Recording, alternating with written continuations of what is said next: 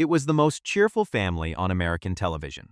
A blended family of 8. One dad, one mom, 3 boys, 3 girls, a housekeeper, solving every problem in 22 minutes and making the whole country feel that families could be this clean, this warm, this uncomplicated.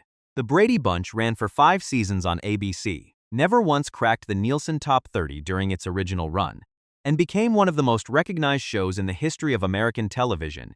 But behind that cheerful house on a studio lot in Los Angeles were real people carrying real weight. The man who played America's perfect father despised the role, kept a secret that the era would not allow him to share, and died at 59 carrying it. The girl who played the perfect oldest daughter nearly destroyed her life with cocaine. The woman who played Alice walked away from Hollywood entirely and spent nearly 40 years in a religious community no one knew about. And the woman who played the mother kept a secret for decades that wasn't even hers to keep. Here's the real story of the Brady Bunch. Number 1. Barry Williams as Greg Brady, the one who never stopped showing up. He was the oldest, the cool one. Barry Williams played Greg Brady from age 14 to 19 across all 5 seasons. And he was exactly as confident and easy on screen as you would imagine someone who grew up in the most famous family on television would be. He was also, by his own account, having a genuinely wild time behind the scenes, dating co-star Maureen McCormick, developing a serious crush on Florence Henderson, navigating the specific chaos of being a teenager on a hit television show. But here's where it gets really interesting, because when the Brady Bunch ended in 1974, Barry Williams did not find the career he had expected. He worked steadily but without the breakthrough role. He appeared in theater, Grease, The Sound of Music, West Side Story on the road. He returned for every Brady revival, every reunion, every anniversary. And in 1992, he published Growing Up Brady, a memoir that became a bestseller and documented the behind-the-scenes reality of the show with more honesty than anyone expected. He wrote about the crushes, the on-set tensions, and the complicated private life of Robert Reed, whose secret he had understood long before it became public. In 2026, Barry Williams is 71 years old and married to his 3rd wife, Tina. He is, by all evidence, exactly what Greg Brady would have been: older, wiser, still showing up for every Brady anniversary that is called, still protective of the people he spent those years with. Greg Brady was the oldest and was supposed to have all the answers. Barry Williams turned out to be the one who stayed honest about the questions, and that turned out to be more valuable. But Greg's story is one of steady presence. The girl who played his TV sister Marcia had a story that was anything but steady, because Maureen McCormick's years after the Brady Bunch were as dark as the show she came from was bright. Number 2. Maureen McCormick as Marcia Brady, the girl everyone wanted to be. Marcia Brady was the girl everyone wanted to be. Beautiful, popular, the oldest daughter in the most cheerful family on television. Maureen McCormick played her for 5 seasons from age 13 to 18, and she was extraordinary at it. And then the Brady Bunch ended, and what came next was nothing anyone watching had anticipated. But you know what's even crazier? Maureen McCormick spent the years after the Brady Bunch addicted to cocaine and quaaludes. She has described trading sex for drugs during her early 20s. She arrived for a Steven Spielberg audition for Raiders of the Lost Ark having not slept for 3 days, and went anyway. She developed a reputation for being unreliable. She battled bulimia. She battled depression. Stories like this don't make the headlines anymore. That's why we tell them here. If that matters to you, subscribe. We're here every week.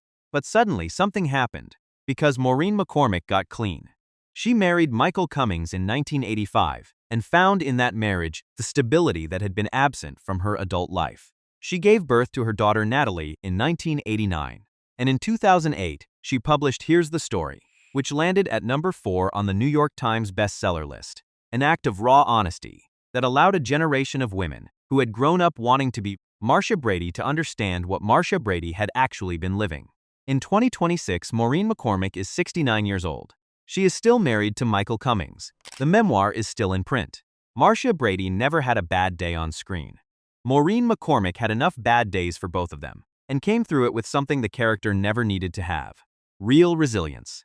But while Maureen McCormick's story became one of the most public recovery journeys in television history, the woman who played Alice the housekeeper made a move so unexpected that for years, the industry whispered about it, because Ann B. Davis didn't just leave Hollywood. She left entirely. Number 3. Ann B. Davis as Alice Nelson, the woman who found something bigger. She was the glue of the Brady household. Alice Nelson, the witty, cheerful, unflappable housekeeper who kept 6 children and 2 adults from complete domestic chaos, was played by Ann B. Davis for all 5 seasons with a warmth and comic timing that made her one of the most beloved characters in American sitcom history.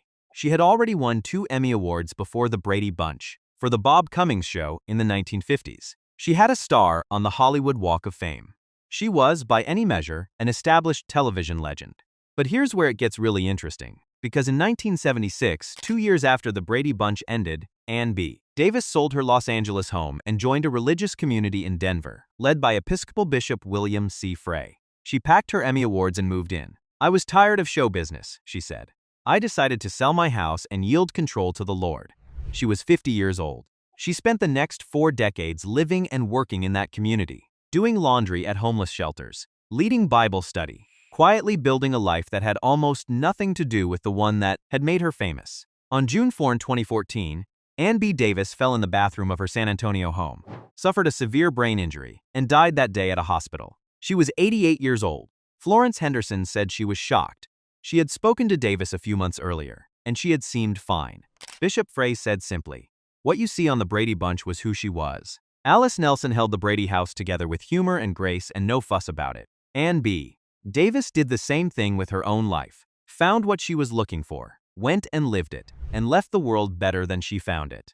But the most quietly complicated story in the Brady Bunch family belonged to the woman who played the mother, because Florence Henderson carried a secret for years that wasn't even hers, and then spent decades performing warmth for a country that needed it, right up until she couldn't anymore. Number 4. Florence Henderson as Carol Brady, the mother who outlasted everyone. She was the warm one. Carol Brady, the mother who had married a widower and blended 2 families into one, and made it look not only possible but joyful. Florence Henderson played her with a specific radiant warmth that made the whole show feel safe. She was a trained singer and performer, already an established musical theater actress when the show began, and she brought a professionalism and generosity to every episode. But you know what's even crazier? Florence Henderson knew about Robert Reed's private life. She was one of the few people he trusted with the truth, and she carried that knowledge for years before it became public. When Reed called her in the weeks before his death to ask her to inform the rest of the cast, she did exactly what he asked. "I had a lot of compassion for him," she said later. "I knew how he was suffering. Had Bob not been forced to live this double life, I think a lot of that anger and frustration would have dissipated." After the Brady Bunch, Henderson kept working for decades. Stage shows, television, her own talk show, Dancing with the Stars at age 76. On November 24, 2016, Florence Henderson died of heart failure at Cedars-Sinai Medical Center. She was 82 years old. She had been at a Dancing with the Stars finale taping just days before, showing no signs of illness. She went the way she would have wanted, working, present, in a room full of people who loved her. Carol Brady made a blended family look like the easiest thing in the world. Florence Henderson spent her whole life doing the same, and perhaps that was the harder performance of the two. But Carol Brady's warmth and Alice's faith, and Marcia's recovery are all stories of people who found their way through. The man who played their father found something different, because Robert Reed spent his entire career being America's perfect dad while carrying something America wasn't ready to know, and he died before anyone could tell him it didn't have to be that way. Number 5. Robert Reed as Mike Brady, the man behind America's perfect dad. He was the father every child on television wished they had. Calm, patient, reasonable. Robert Reed played Mike Brady for 5 seasons and became in syndication the most recognizable TV father in American history, and he hated the role. He was a serious Shakespearean actor, Emmy-nominated, classically trained, who spent 5 years fighting with creator Sherwood Schwartz over material he found beneath him. He refused to appear in the final episode because he objected to the script. He loved the children on set.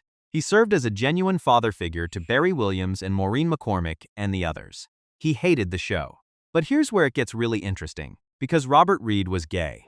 Most of the Brady Bunch cast knew this or sensed it long before his death, but the era made it impossible to be public. The Brady Bunch could not have existed, Florence Henderson later said, if America had known.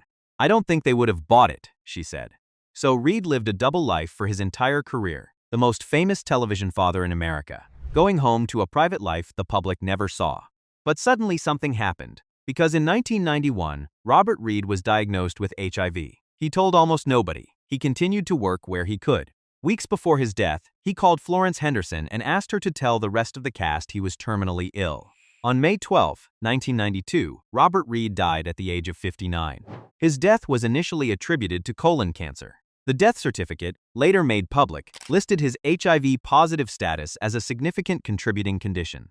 The media coverage that followed was exactly as difficult as his family and friends had feared. His castmates, especially Barry Williams, were outraged at how the story was handled. The epitaph on Robert Reed's tombstone reads, "Good night, sweet prince," a line from Shakespeare's Hamlet. It was his choice, a Shakespearean exit for a man who never quite got to be who he was. Mike Brady was the father who always had the answers. Robert Reed was a man who spent his entire career carrying a question he was never allowed to answer, sir, and who deserved far more than the hand he was dealt. The Brady Bunch was a fantasy. A deliberate, cheerful, sustained fantasy about what a blended family could be if everyone was patient and loving, and nobody ever carried anything they couldn't put down by the end of the episode. It never cracked the top 30 in its original run. In syndication, it became one of the most watched shows in American history. The people who made it were more complicated than the characters they played. They dealt with addiction, with faith, with the specific cruelty of a secret the era made impossible to share. Some found their way, some found something else entirely. And one of them spent his whole career being America's perfect father, while carrying something America wasn't ready to know, and left behind a tombstone that quotes Shakespeare, because even at the end, he was still reaching for the work he actually wanted to do. There is only one original Brady Bunch, and now you know what it really cost to make it look that easy.